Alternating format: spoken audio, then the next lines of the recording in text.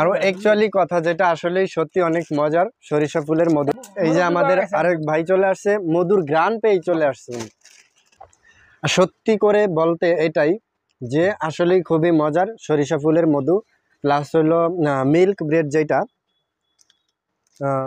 Bread যেটা সেটার সাথে মিশিয়ে আমরা এখন খাচ্ছি এবং সবাই মিলে সকালের নাস্তা যেটা সেটা করতেছি। আসলে কিন্তু অনেক মজার একটা বিষয় এখানে, আসলে মুখে লেগে থাকার মতো, যে আসলে স্বাদটা এতটাই যে সরিষা ফুলের মধুটা, এটা যদিও শীতের সময়ে যেই জিনিসটা ঘটে, এটা কিন্তু আপনার ঘিয়ের মতো, ঘিয়ের কালারটা বা ঘিয়ের মতো ঘন হয়ে যায় সরিষা ফুলের মধুটা। এটা দেখে হয়তো বা অনেকে আশ্চর্য হতে পারেন যে আসলে মধু তো মধুর মতোই থাকবে, বা মধুর তো যে কোনো একটা কালার আছে।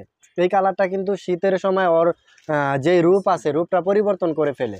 সেটাই কিন্তু আমি আপনাদেরকে একটু দেখানোর চেষ্টা করতেছি, একটু জুম করে দেখানোর চেষ্টা করতেছি যে আসলে সরিষা ফুলের মধুটা এমনি অন্যান্য সময়ে যেটা, যে গ্রীষ্মকালীন সময়ে কিন্তু আপনার থাকে, এটা কিন্তু পাতলা থাকে, পুরাতন চাষ হচ্ছে, ঠিক আছে, যার কারণে এটার বৈশিষ্ট্য হয়তো বা সবাই জানে না। তো এই জন্য আমি কিন্তু আপনাদেরকে বলে দেওয়ার চেষ্টা করতেছি যে এটা শীতের যেই সিজন আছে, এই সিজনে কিন্তু আপনার মধুটা ঘিয়ের কালার হয়ে যাবে বা ঘিয়ের পরিণত রূপ ধারণ করবে।